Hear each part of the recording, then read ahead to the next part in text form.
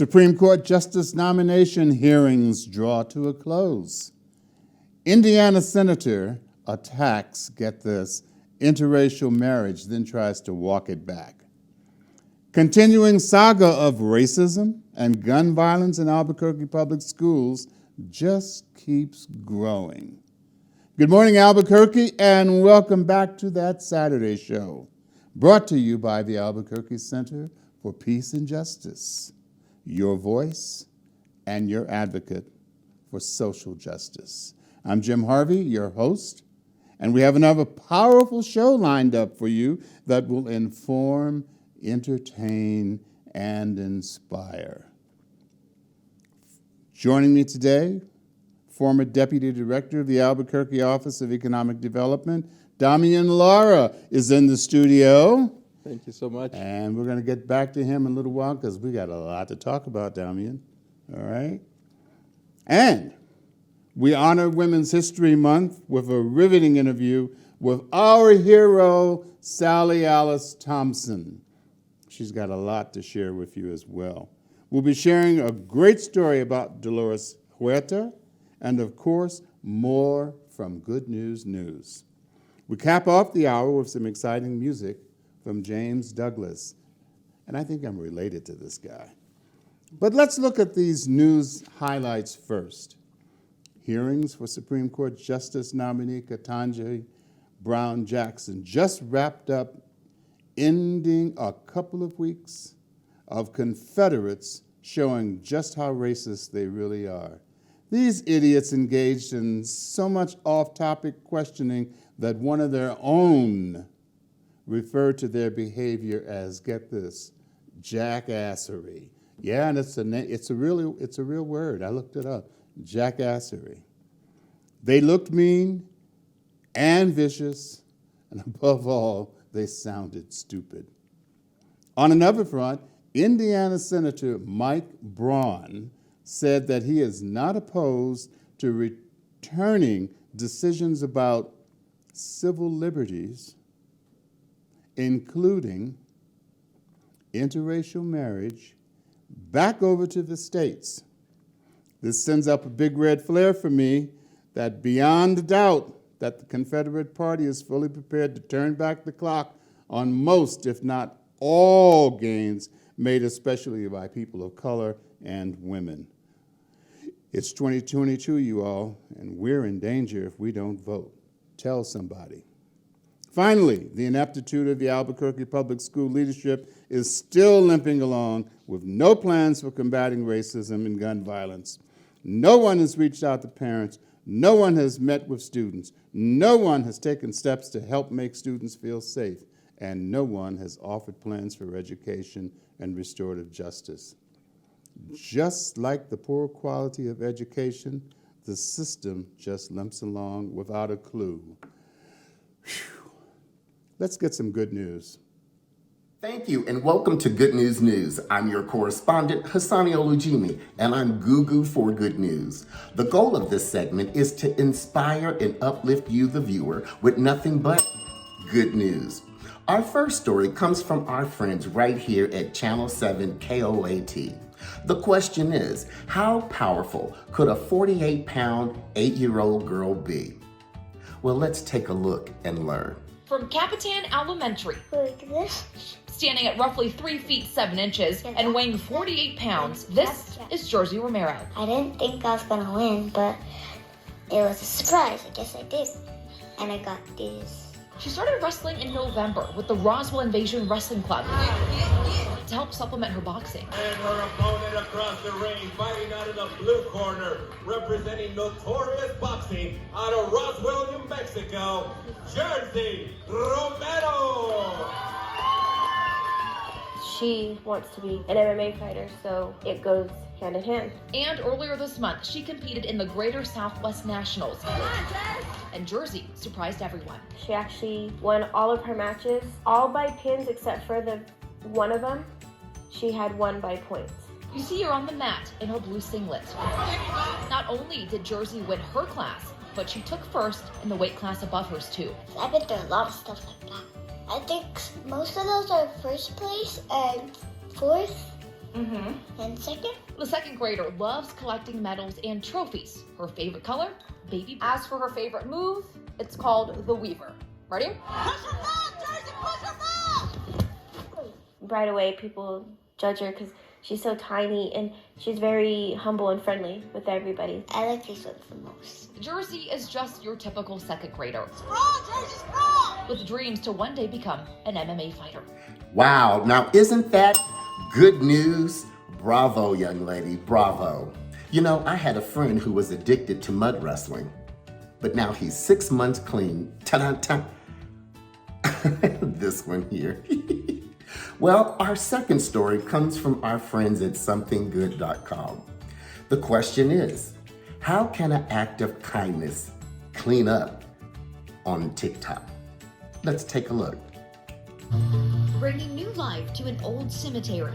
Cleaning gravestones isn't Alicia Williams' day job, but her love of genealogy and need of a positive outlet has transformed her into quite the good cemeterian. In her spare time, you'll find her walking through graveyards in Bedford, rejuvenating moss-covered markers. This is what I love. This is my passion. A passion that, on a whim, she captured on video and posted to TikTok. Little did she know, that video would quickly go viral, viewed millions of times from people around the world. Was excited a few hours later at 2,000 views. My daughter is sending me texts like, "Mom, I can't believe how great this is." And when I woke up the next morning, it had like 8.5 million, which kind of blew my mind. Did you ever expect to get a response like this to your videos? No, never, absolutely. She says it all started as a therapeutic outlet. I took to it like a duck in water. It was just something that I found that healed me and was helping me navigate through those really difficult situations. Thousands of viewers from around the world have commented how calming it is to watch the process. It's really soothing. There's something nice about watching a rejuvenation. One of her most watched, a tribute to a World War I Army veteran, Mr. Herbert Wheeler, who now has a fresh headstone, more fitting for someone who has served our country. There's something very satisfying about hundreds of years of dirt being wiped clean, revealing a long story left untold. Wow, now isn't that good news? Wow, that is really special. Wow, I'm inspired by that story. Well, what do you call a tombstone with a misspelling on it? A grave mistake. Ta-da-ta. That was good. Well, as we always say, the best way to turn a frown upside down is to get Goo for good news. I'm your correspondent, and I'll see you right here next time on That Saturday Show. Now, if good news doesn't make you smile, try this on for size. Bye.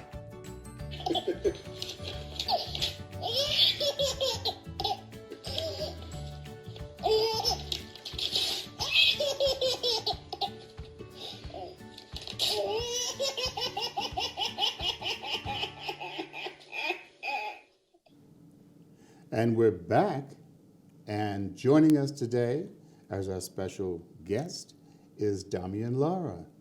Damian Lara is the former Deputy Director of the Albuquerque Office of Economic Development. Is that correct, Damian? That is correct, yes, sir. And so he's done so many things and is stepping out here now to do even more.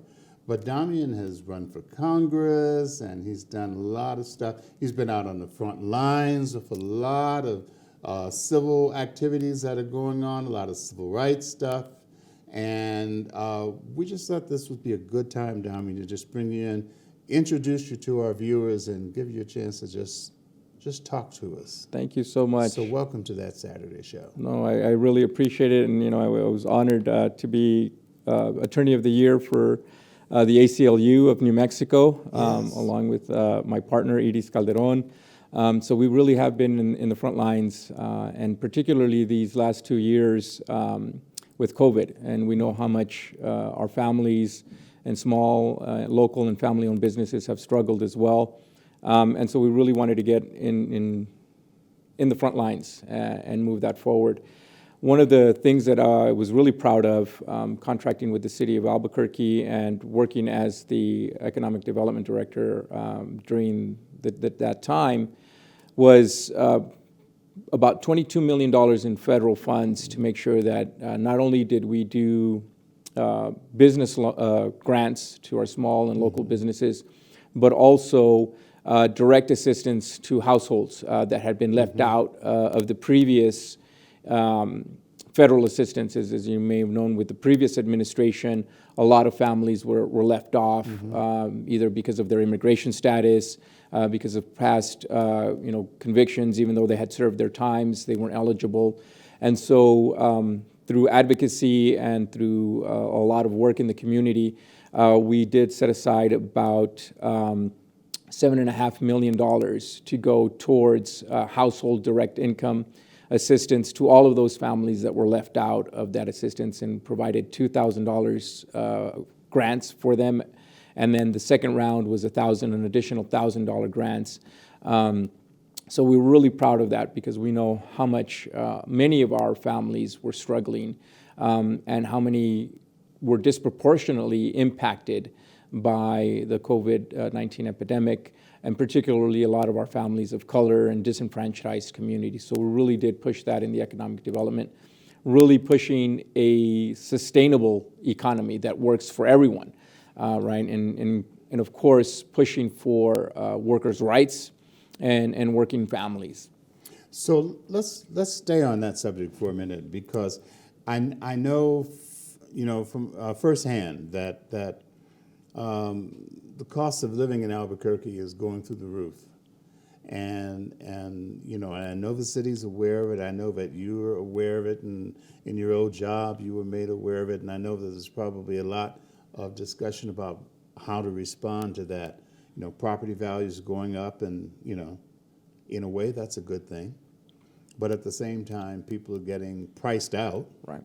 And rents are going up, and people are getting priced out, and we've got some unscrupulous kinds of behavior, particularly with absentee landlords here. So what kinds of discussions do you recall taking place, in your old department or in the city in general, about what to do to kind of ease the burden, ease the blow a little bit? Definitely. So no, I worked very closely with planning and zoning and code enforcement, particularly, as you mentioned, for absentee landlords, or as we talk about, slumlords, that really do not reinvest back into the community, don't even reinvest back into their own properties, and really act as an extractive industry, right? Some of these landlords are out of states, they're out of state trusts, and so are not even here locally on site to see the degradation of not only their own property, but what that has an impact on the plight of the neighborhood in general. And so we want to make sure that we have targeted enforcement, for beautification areas, right? So we want to have, particularly in these areas, we've increased street sweepers, wanted to increase tree planting and not quite reforestation, but, making sure that we had lights that were put up in these areas, making sure that we put trees on the sidewalks, and making sure that we helped the community beautify its area in an effort to say, look, property owner that you're renting out here, the city is investing money into these areas. You should also invest into that. Absolutely. And even taking further the steps, the discussions that really I had with both the chief operating officer and the chief administrative officer, and with Mayor Keller, about targeting redevelopment loans and redevelopment grants into these areas, particularly in our metropolitan redevelopment zones that we have in downtown, east downtown, near the International District, which Mayor Keller used to represent, and I remind him of that all the time, saying, this should be a community that's dear and close to your heart, and he says, absolutely, and so we wanted to do these things as well. And so when we do that, it opens up the ability to partner with willing businesses, with willing landlords that want to put that money into there, and we provide them with those grants so that we can have affordable housing. One of the things that we used, the federal money with the stimulus coming in, was about $300 million worth of affordable housing. Now, as you indicate, we want to make sure that we're not pricing anybody out. Right. We want to make sure that we're not trying to gentrify areas that don't need to be gentrified, but we want to make sure that we have optimum mixed use, right? So best practices around the country and around, other cities that have dealt with this, it's about an 80-20 split, right? So we want to make sure that in different areas throughout the city, we have both infill, but that we have affordable housing as well as market rate housing mixed in together. And that's really the best way to do that. And these grants are towards that as well. And then, of course, making sure you talked about, how we apportion the values of homes, but not just of homes and apartments and multifamily dwellings, but of businesses. Very important. Absolutely. Yeah. We've had a lot, thankfully, under the time that I was acting director for Economic Development Department, we created almost 3,000 jobs. And before that, in the last 4 years, almost 6,000 jobs that had been created in the last 4 years, which is more than the last 10 years combined. People need to know that. Absolutely. So we, through the city and my position as acting director of economic development, we have brought in companies like Blue Halo, Amazon. They've done new projects at Netflix that has doubled their investment as well. But that means that there's also new construction going on. We've got a multi-million-dollar facility on the west side for a fulfillment center that Amazon has put in. Wow. Investments, as I indicated, with technology and directed energy that are working with the labs, as well as the base. So we need to make sure that those values are being assessed. And that takes off the burden off of multifamily, apartments, homes, our small, family-owned businesses that are here. So absolutely, if those properties are assessed correctly, then, we're all paying our fair share. And if we're all paying our fair share, then we should all pay a little bit less. And that's really how we stimulate a sustainable economy that works for all. Yeah. So we've got about 5 minutes left here. Time goes fast when we're having a good time. But what I'd like to do is drill down into Damian Lara, the social justice activist, and talk about some of the things you've done in the past and where all of your experience is taking you now.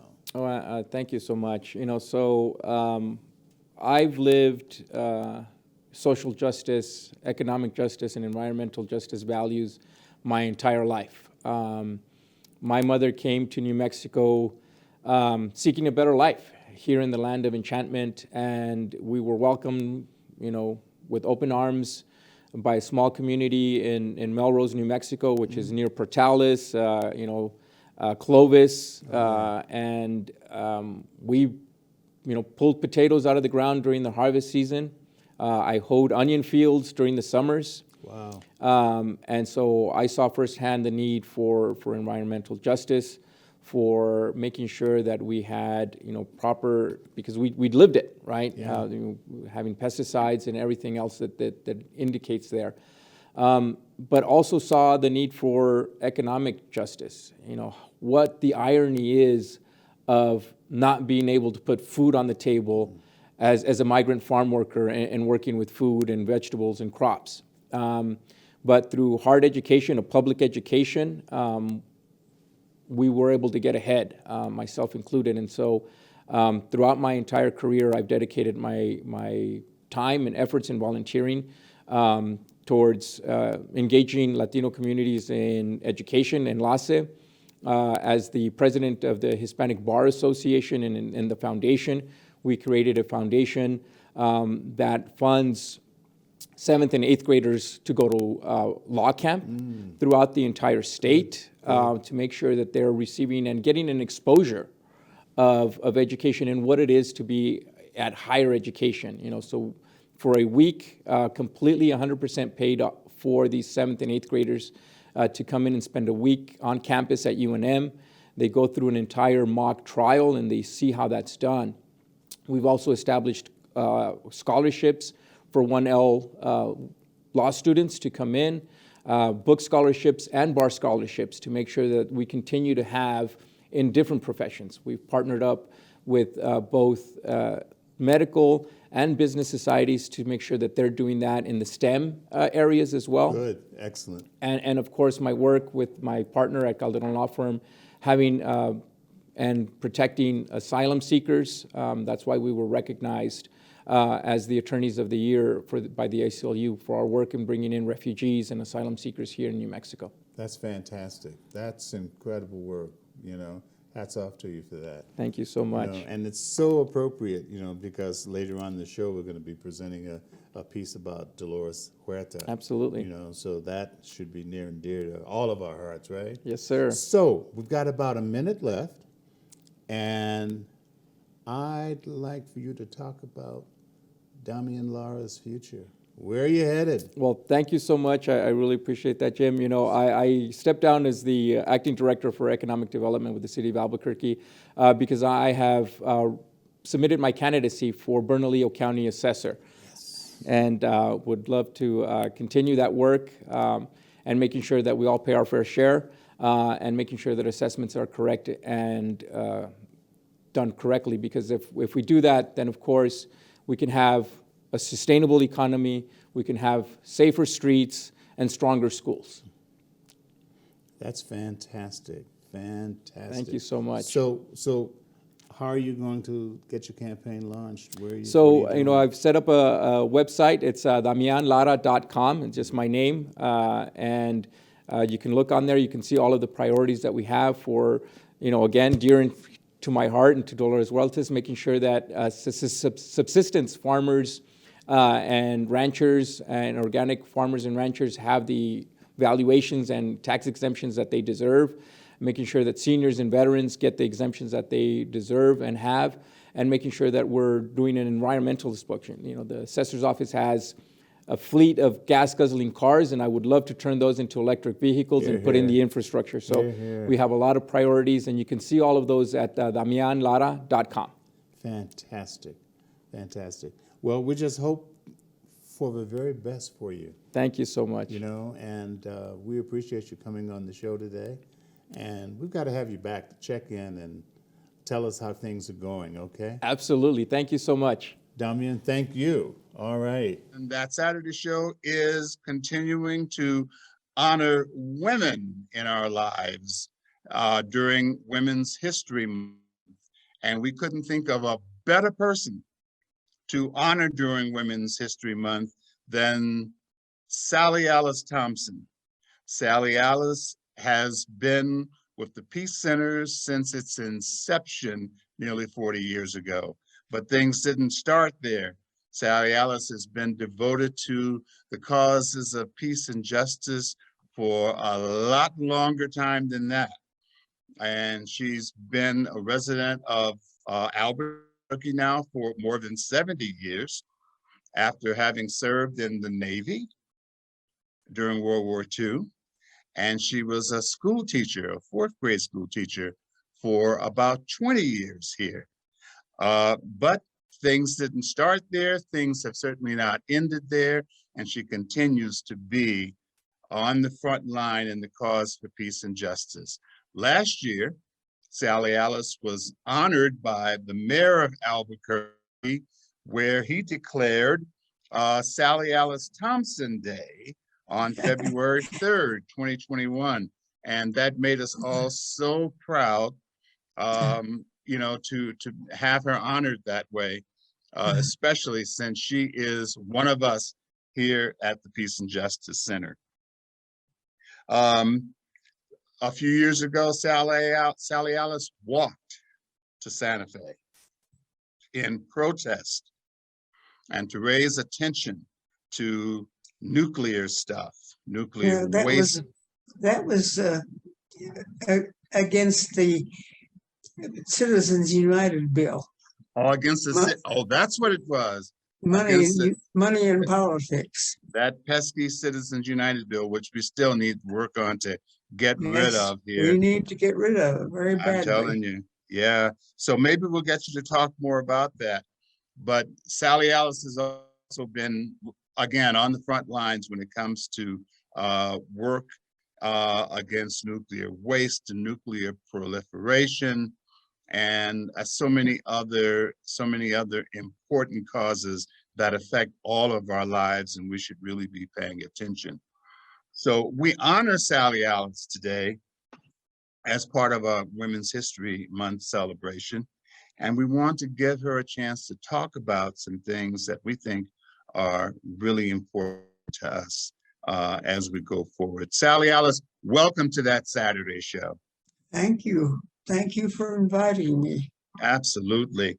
So take a few minutes and just fill in some of the blanks there, because there's so much in your rich life that you've been doing, and I know there are things that you want to highlight with us. Well, the biggest thing I ever did was a member of the Great Peace March for Global Nuclear Disarmament, which started in Los Angeles and went across the country to New York City and then down to Washington, D.C. But unfortunately, so far, it hasn't gotten rid of the nuclear weapons. But we've been joined with a lot of people, and there's a lot of effort going on to get rid of nuclear weapons. And we're very happy that Albuquerque City Council is going to introduce a memorial to ask the government to sign on to the treaty to prohibit nuclear weapons. And that's the only way we can be safe from nuclear war. We have to remember that all of the world's leaders have said that nuclear war cannot be won and should not be fought. But yet, at the same time, the United States and the other big nuclear countries are building more nuclear weapons. Exactly. It's absolutely insanity. They'll just turn the earth into a big cinder at the rate things are going. Yes, it would eliminate life on Earth if we had a nuclear war. You're so right. You are so right. And the danger with the present situation in Russia and Ukraine is it's like a tinderbox. It's just ready to be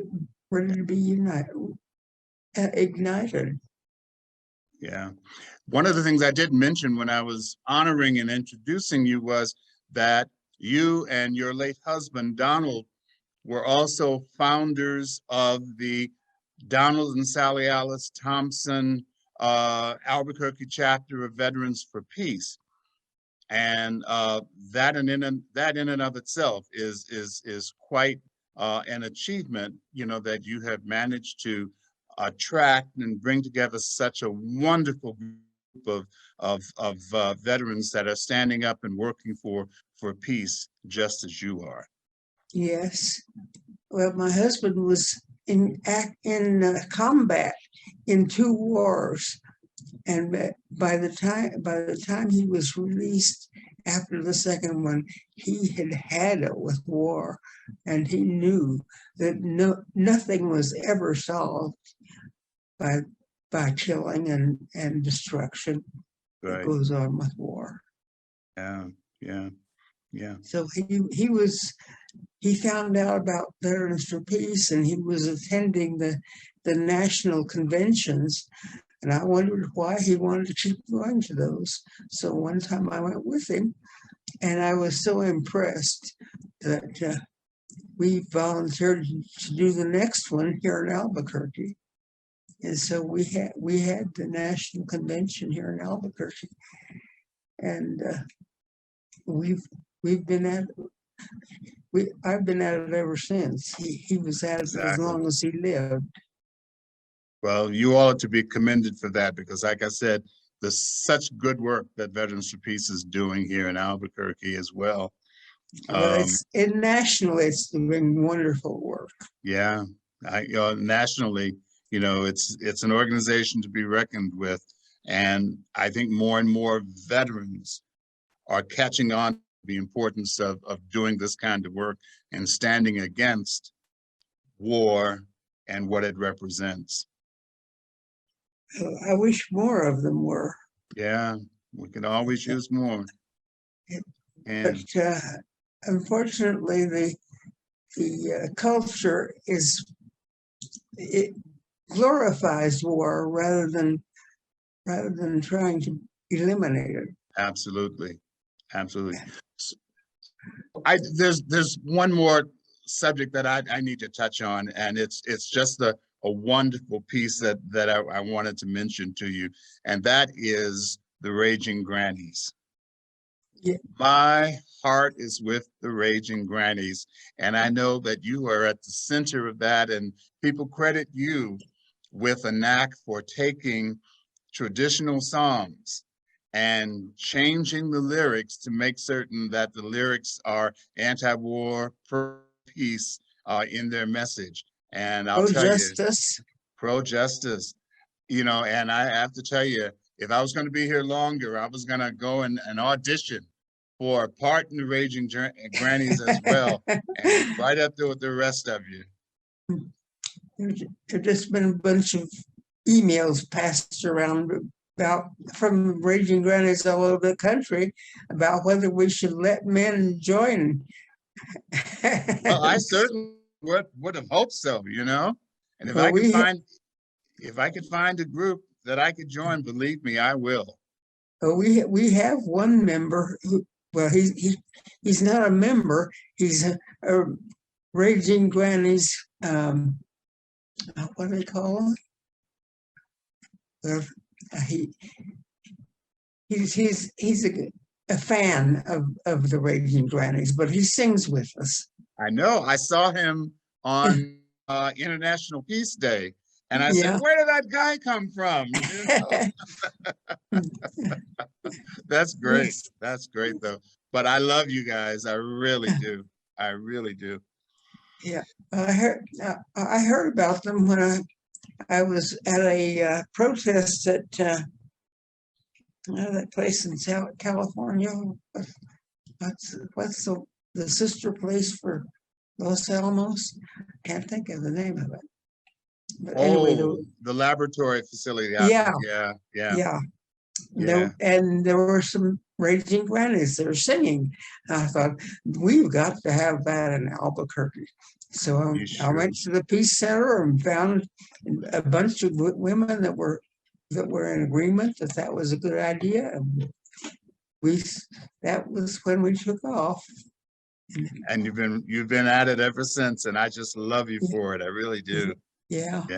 Yeah, we've had a lot of wonderful women have been members of the Raging Grannies. We've written a lot of songs. You have. I enjoy that. So Sally Alice, tell us about this petition campaign that's going on right now. I think you're talking about the memorials being being passed by the city council. There are 60 governmental entities that have signed various memorials asking the United States to join the treaty to prohibit nuclear weapons. And so it's going to be introduced here in Albuquerque in the city council on April the 4th, I think. And it has 3 co-sponsors, and we will be joining 60 other governmental entities that are pressuring the United States to join. and it would be good if the United States would take real leadership instead of the fake leadership that we've had so far to do something for humanity, but to get rid of the nuclear weapons. So I've asked this question before, and maybe you can get me straightened out on the record here. But didn't the United States sign a treaty banning nuclear weapons? We signed the Non-Proliferation Treaty, which says eventually we'll get rid of nuclear weapons, but that eventually is the bad part of that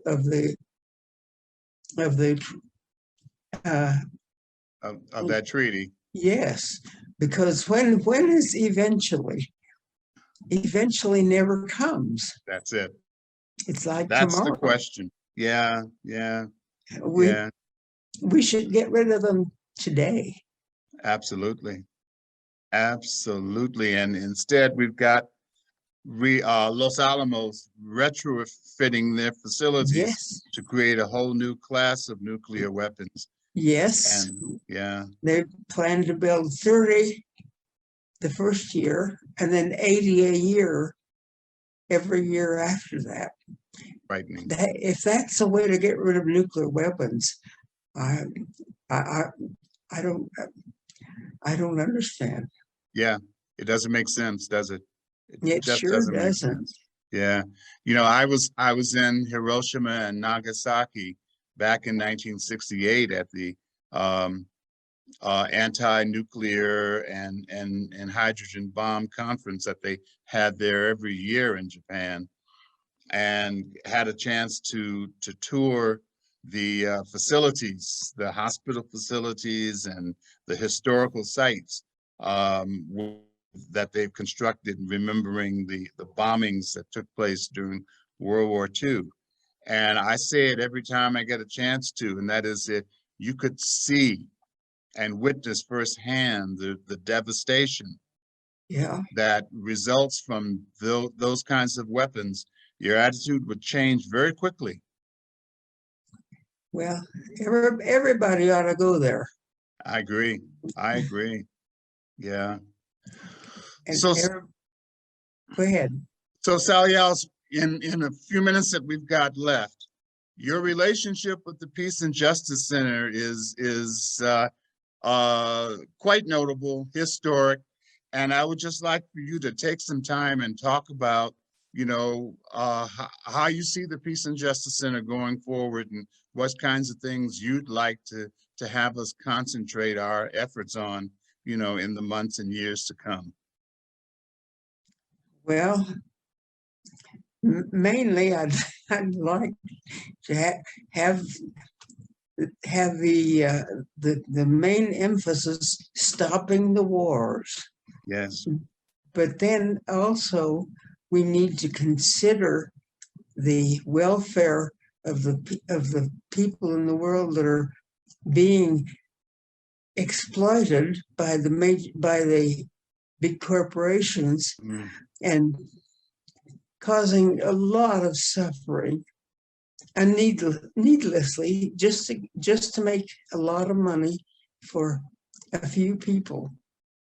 And also, of course, we need to continue with local justice items like police brutality and homelessness. Those things are very important to the lives of the people of Albuquerque that hardly anybody else is taking notice of, but they're very important to the lives of the people. We're finding it harder and harder to live here in Albuquerque. The cost of living continues to go up. Homelessness continues to go up. Hunger continues to rise. And you're right. They're all part of a move towards peace and justice that we've got to remain deeply involved in, and I Yes. completely agree with you. Yeah. Yeah. So anything else that you'd like to share with us before we close out? Well, I hope that everybody notices the importance of the Albuquerque Center for Peace and Justice and makes it a point to help to keep it going financially. I'd like to see a lot more membership in the and you've done a wonderful job of increasing the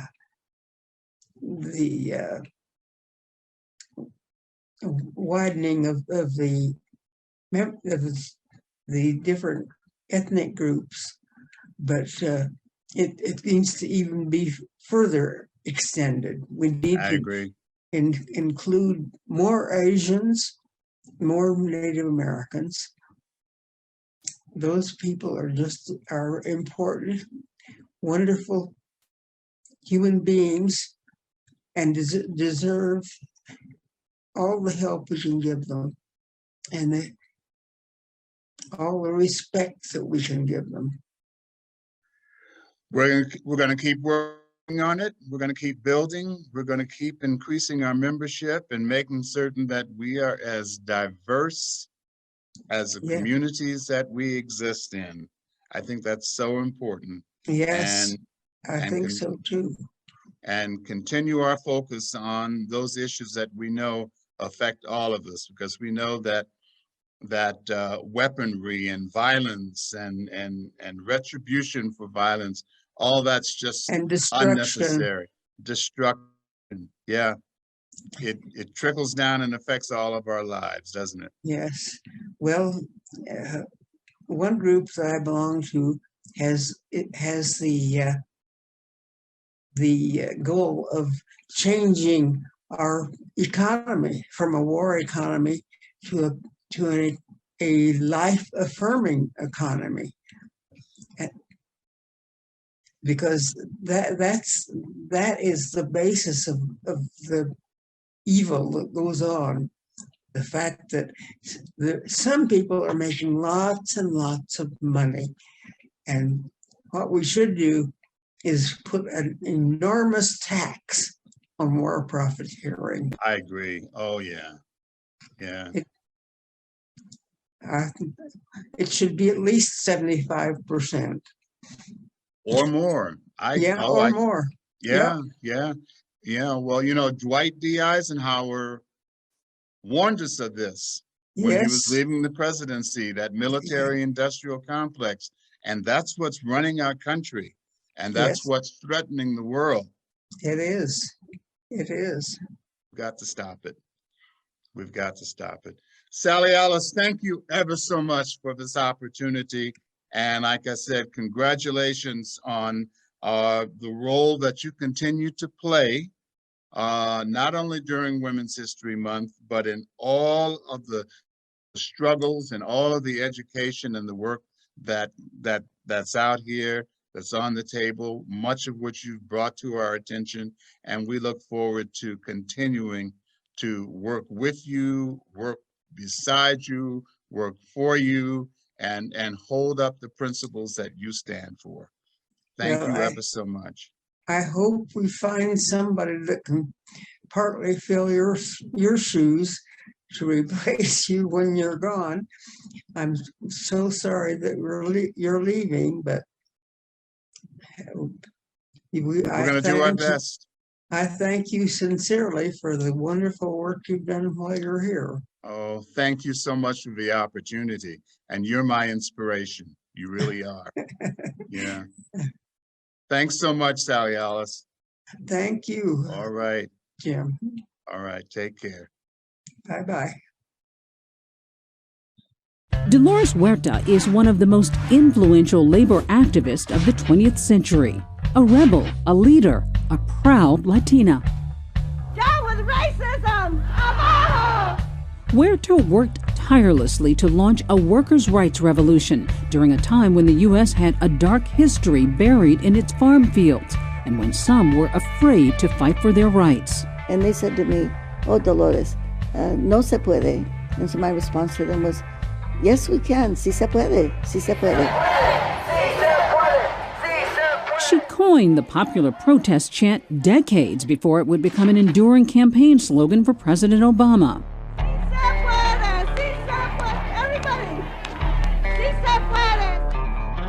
Yes, we can. In the 60s, Huerta, with labor leader Cesar Chavez, was at the helm of the first successful collective bargaining agreement, guaranteeing basic rights to agricultural laborers where there were none before. Her strength and determination helped shape one of the first farm workers' unions. And in turn, Huerta became a pioneer of modern-day social justice. She's a civil rights hero who's also a symbol of change. This is Dolores, and this is her story. Dolores Huerta was born in 1930 in New Mexico. Her parents split up when she was young, and her mother moved the family to California. Growing up, life wasn't always easy as a Mexican American. We still have that, we still have that racism that exists that I had to confront when I was a teenager growing up. Yet she would find strength in a strong mother.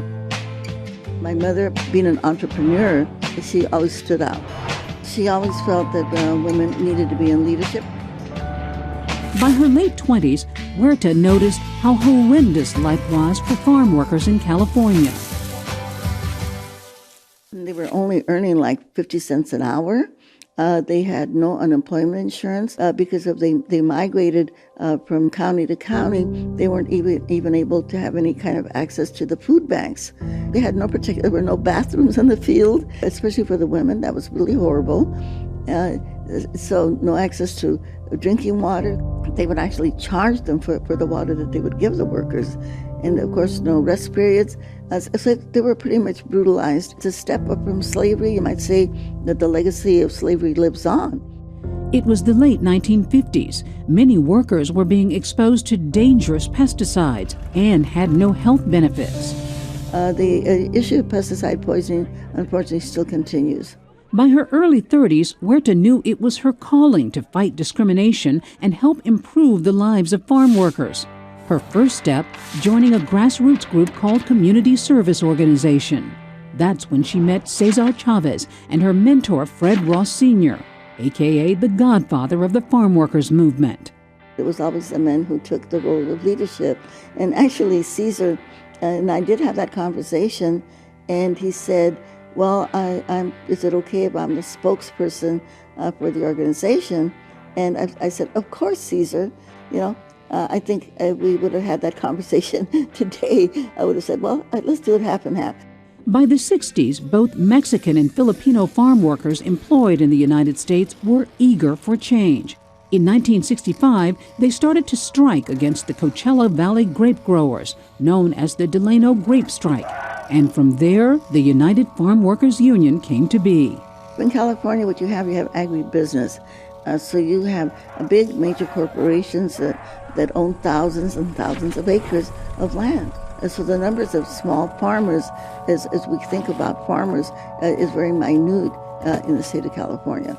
So these are very large landowners, and they employ thousands and thousands of workers.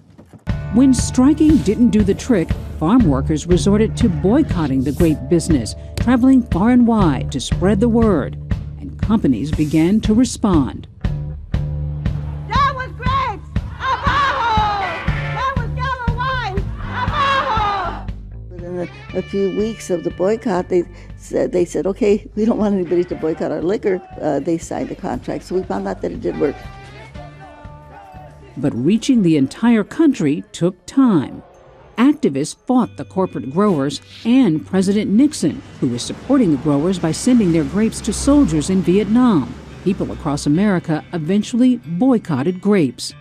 We're able to get 17 million people to stop eating grapes. It took 5 years for key demands to be met. When the boycott finally ended, farm workers were guaranteed some basic rights, a first in the history of the United States.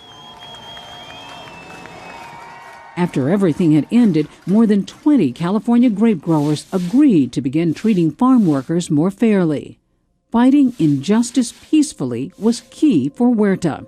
But when she was 58, she did encounter violence in San Francisco. She'd been protesting agricultural policies. Presidential candidate George Bush I had a press conference in Fresno, California, saying there's nothing wrong with pesticides. The government takes care of people to make sure they're safe. So I drove up to San Francisco, and we were, protesting his statement that he made. And the police came in and started beating up people in the crowd, and I was one of the victims. They broke, I think, 4 ribs, and they never found my spleen. It was pulverized. He hit me so hard. Now, on the verge of death after 30 years of activism, she knew it was time to take a break.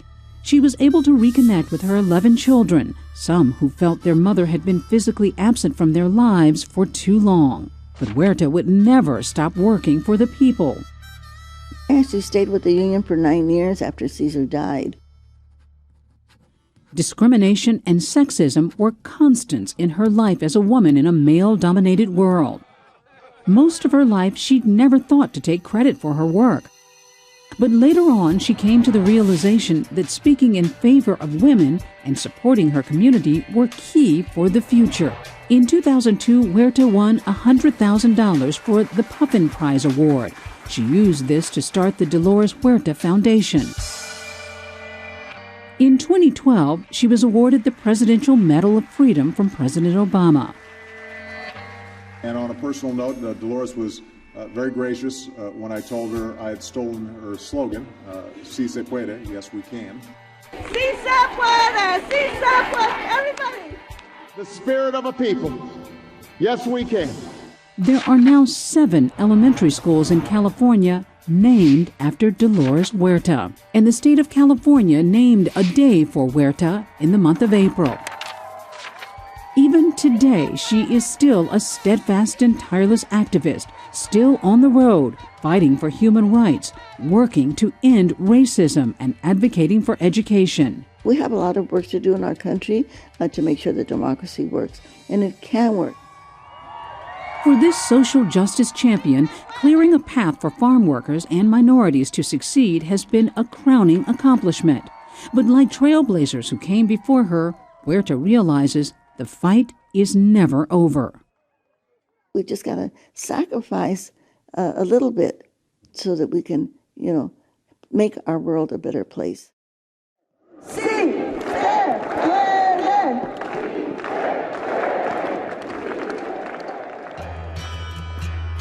Dolores Huerta, a labor activist who struggled to break new ground for people across the country, still wants equal pay for women, health care for all, free education, and social justice.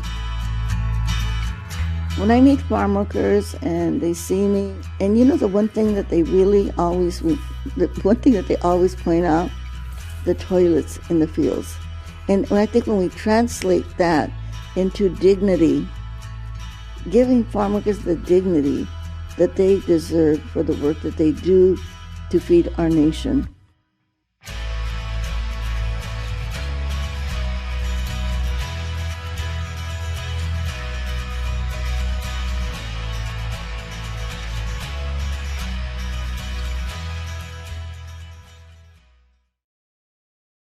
Ladies and gentlemen, The James Douglas Show.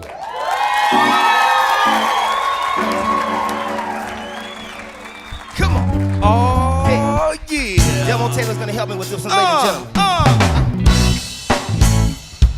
Yeah. Woo. What's up, everybody? Put your hands together like this. Come on. Whispers of crowds as the lights go down. Colors of seasons change and you still hold me down. No one would think that it would last this long. It's just a summer fling, y'all. They'll never make it to fall. I must admit, I even thought it was true. Cause I'm a player, boo. Love wasn't meant to be for me and you. It's such a trip how you're always on my mind. Like every single rhyme, you got my eyes wide shut. Now I'm just turning back the hands of time. Isn't that the way the story goes? When it comes to love, we just get close. When I close my eyes, I can still see your face, baby. You're my AC to my DC. Don't worry, I'ma be right here for you, baby. Listen, you greatly crazy. Listen, you greatly crazy lately. I'ma be the man that's from your dreams. Lock it down, no more ever doubt, girl, what I bring. Listen, you greatly crazy. Listen, you greatly crazy lately. Just when I thought I couldn't take it any longer, you send a text. Distance makes the heart grow fonder. yeah, Give me hope, fighting like there's nothing to lose. I'm falling out of my shoes. I'm DUI without my bare boots. Once upon a time, in an unknown land, I struggled just to find my way. Started over again. Tried another mission, destiny says. Now that I found my beauty queen, there's no way we can fail. Yeah, just living a ghetto fairy tale. Isn't that the way the story goes? We look for love with our eyes closed. My heart opened up in time to leave. Now your love is all I see.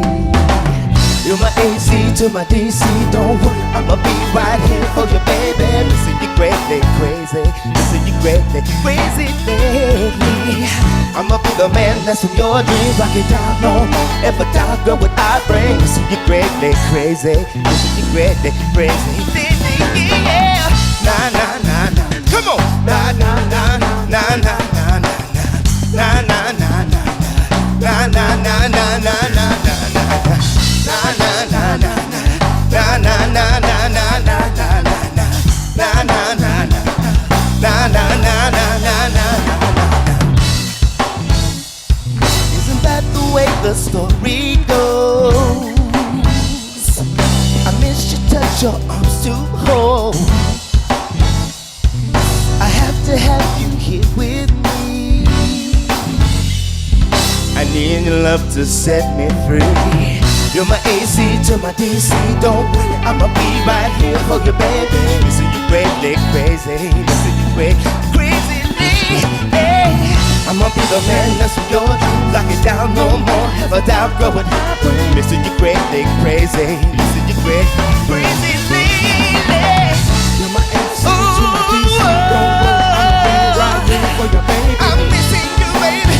Missing you, greatly crazy, baby. I'ma be the man. Down, no more ever down, girl, what I bring. Yeah.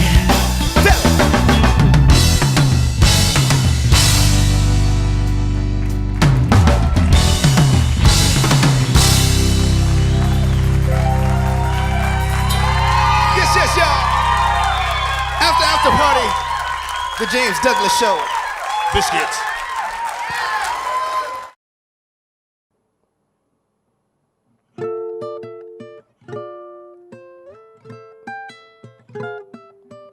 Until the next time, it's time to say goodbye. When you out here in the streets, keep it real, 505. We love everybody, we just want to let you know. Thanks for tuning in to that Saturday show.